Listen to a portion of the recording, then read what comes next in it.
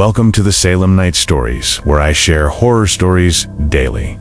If you enjoy this story, please like, share, and subscribe so I can keep bringing you more. Let's get into today's story, The Ghost in Room 104. August 1967, Route 66, New Mexico. The Desert Sun Motel wasn't the kind of place anyone chose deliberately. It was the kind of establishment you stumbled upon out of necessity, desperation, or simple exhaustion. Squatting alongside the dusty ribbon of Route 66 like a forgotten relic, the motel had seen better days, though no one could quite remember when those days had been.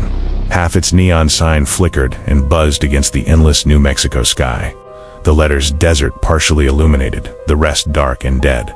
The rooms were cheap, advertised at $7 a night. The towels were scratchy and thin, washed so many times they'd lost any softness they might have once possessed. The air inside each unit hung thick with the smell of old cigarettes, desert dust, and something else, something indefinable that made guests unconsciously hold their breath when they first stepped inside. It was a last resort kind of stop, the sort of place where questions weren't asked and stories weren't told. This was exactly where Harold Benson found himself one sweltering August night in 1967. Harold was a traveling salesman, watches mostly, though he carried a few other trinkets in his sample case. He'd been trudging across the dusty spine of Route 66 for the better part of 15 years, his territory stretching from Amarillo to Flagstaff. Middle-aged, always neatly dressed despite the road dust. With tired eyes that had seen too many identical motel rooms and too many disinterested customers, Harold pulled into the Desert Sun just after sunset. The heat still radiated from the asphalt in shimmering waves. Harold's Ford Fairlane coughed as he turned off the engine, and he sat for a moment in the driver's seat, loosening his tie and wiping sweat from his forehead with a handkerchief that had once been white.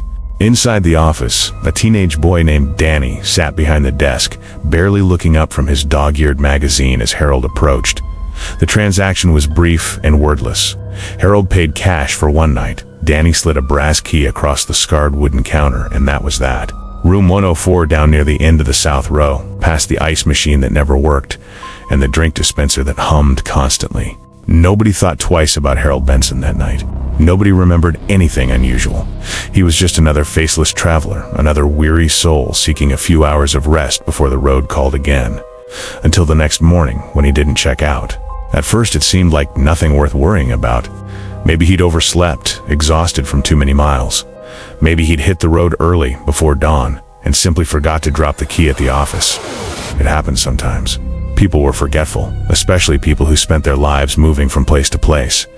But when Danny went to clean the room around noon, dragging his cart of fresh linens and cleaning supplies down the row, he found the door to room 104 still locked from the inside. The Do Not Disturb sign hung at an angle from the handle. He knocked, no response. He knocked again, louder, calling out, "Housekeeping." Nothing. No voices, no movement, no sound of footsteps or running water. Just silence behind the closed curtains, heavy and complete. Danny felt the first whisper of unease crawl up his spine. He went to find the manager, Mr. Ruiz, a heavy-set man who'd owned the Desert Sun for 20 years and thought he'd seen everything the highway could throw at him. Mr. Ruiz grabbed the master key from its hook, grumbling about guests who slept too soundly. He and Danny walked back to room 104 together. Mr. Ruiz knocked once, firmly, his voice carrying the authority of ownership. "Sir, this is management. We need to check the room." Still nothing. He slid the master key into the lock and turned it. The mechanism clicked. The door swung open slowly, hinges creaking, and a wave of stale, metallic-smelling air rushed out to greet them. It was the kind of smell that made both men instinctively take a step back, though neither could have explained exactly why. The room looked almost untouched, frozen in time. The bed was still perfectly made, military corners crisp and tight, as if no one had slept there at all. Harold's hat sat on the dresser next to the window. His shoes were lined up neatly by the foot of the bed. The old television set on the corner table flickered with static, hissing softly into the empty room, though neither Danny nor Mr. Ruiz could remember leaving it on. The bathroom light flickered erratically, casting jittery shadows across the stained linoleum floor. And then, as their eyes adjusted to the dim interior, they saw it. A dark, brownish stain spreading across the ceiling directly above the bed. It looked fresh, still glistening slightly in places, radiating outward in an irregular bloom that resembled nothing so much as a Rorschach blot. Mr. Ruiz's face went pale. He'd seen enough in his time to know what that color meant. "Call the police," he said quietly. "Don't touch anything." The investigation didn't take long to reveal the source of the stain. In the narrow crawl space above room 104, accessible through a hatch in the hallway ceiling, police officers found it. Crammed awkwardly between dusty insulation and wooden beams was Harold's suitcase. The tan leather case was smeared with blood, still tacky to the touch. When they opened it, they found everything one would expect: his clothes, neatly folded, his papers in order forms, his sample watches, still ticking away in their velvet-lined case, his wallet containing $47 and his driver's license with his photograph staring up at them. Everything except Harold himself. The police searched everywhere. They combed the entire motel, every room, every closet, every possible hiding place. They walked the surrounding desert, looking for tracks, for signs of a body dragged away. They questioned every guest, every employee, everyone who'd been anywhere near the Desert Sun that night. Nothing. No blood trail leading away from the room. No broken locks or windows. No signs of a struggle in the room itself. No footprints in the dust outside. Just that suitcase, that blood, and a silence so thick it seemed to have weight. Officially, the report classified it as suspicious circumstances, missing person. Unofficially, everyone involved just called it what it was: a vanishing. Harold Benson had stepped into room 104 and simply ceased to exist. The motel tried to move on. They patched the hole in the ceiling, scraped and painted over the stain, replaced the carpet with a newer, cheaper version. After a few days of being cordoned off with police tape, room 104 was cleaned, sanitized, and put back into rotation. Business as usual on Route 66. But something had changed in that room, something fundamental that no amount of paint or new carpet could cover up. The first guest after Harold was a long-haul trucker named Matt Carter, a regular on the 66 who'd stayed at the Desert Sun a dozen times before. He checked in just after midnight, dropped his bag on the bed in room 104, and settled in for what he expected would be a few hours of solid sleep. He didn't last until dawn. Around 2 in the morning, Danny was dozing at the front desk when the office door burst open. Matt stood there in his socks, pale as a ghost himself, shaking so badly he could barely hold himself upright. His eyes were wide, unfocused, and when he spoke, his voice came out as a hoarse whisper. "I can't stay in that room another second. Not one more second." He said he'd heard knocking, not on the door, but from inside the ceiling, directly above the bed where he'd been trying to sleep. Soft at first, almost polite, like someone asking permission to enter. Then louder, more urgent, more desperate, like fists pounding frantically from above, trying to break through. He said he'd heard something dragging across the roof, a slow, scraping shuffle that circled the room overhead, around and around in a deliberate pattern that made his skin crawl. When Matt had turned off the lights, trying to ignore the sounds and force himself to sleep, the television had turned itself on. The screen had filled with white noise, static so loud it seemed to rattle the windows in their frames. And in that screen's reflection, in the ghostly glow of the flickering static, Matt swore he'd seen someone sitting on the bed behind him, just sitting there, watching, perfectly still. When he'd spun around, heart hammering in his chest, the bed was empty, nothing but rumpled sheets and his own duffel bag. Matt left without waiting for a refund, without even asking for one. He got in his truck and drove until sunrise, and he never stopped at the Desert Sun Motel again. The pattern repeated itself with disturbing consistency. Every guest assigned to room 104 reported similar experiences: the knocking from the ceiling, television static that, if you listened closely enough, almost sounded like whispered voices, urgent and pleading.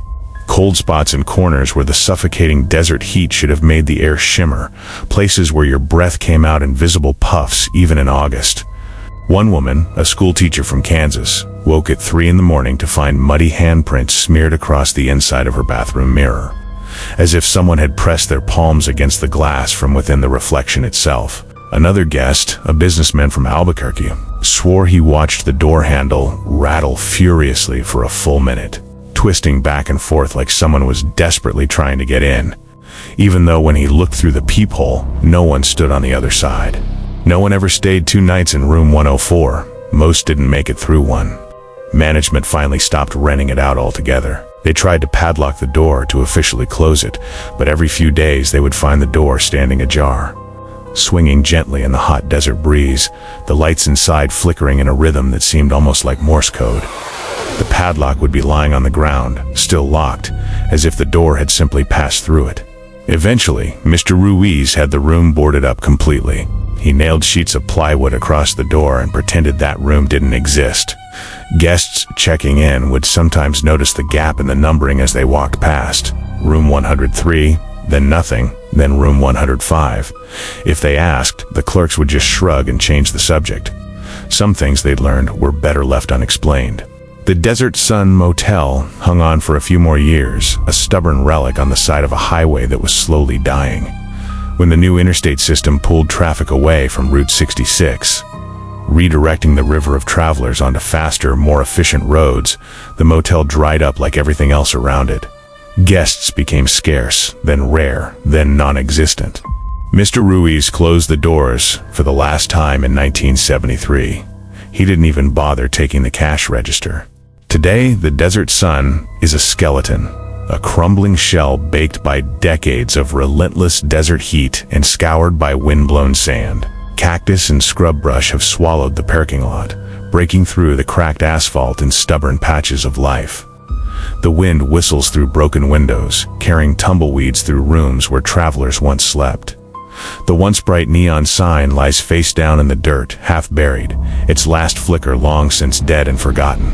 But if you find the ruins, and some still do, thrill seekers, ghost hunters, YouTubers looking for content, drifters who've heard the stories, you might notice something about the far south wing. Room 104 is still boarded up, the wood now bleached gray by sun and time, but intact, untouched. And if you stand there quietly, if you really listen past the wind and the settling wood and your own breathing, you'll hear it. A faint knock, rhythmic and insistent. A dragging sound across the empty roof, slow and purposeful. The low hum of a dead television broadcasting to no one, its signal reaching across decades into nothing but silence and sand. And maybe, just maybe, if you stand near where room 104 once welcomed weary travelers, you'll feel it too. That presence, that weight in the air. The sense that someone is still there, still waiting, still knocking from inside the ceiling, desperate for someone to finally let them out. Thanks for listening, Salem Night fans. Before you turn out the lights, do one thing for me. Hit that like, share, and subscribe, so I can keep bringing you more stories just like this one. Until next time, stay safe out there.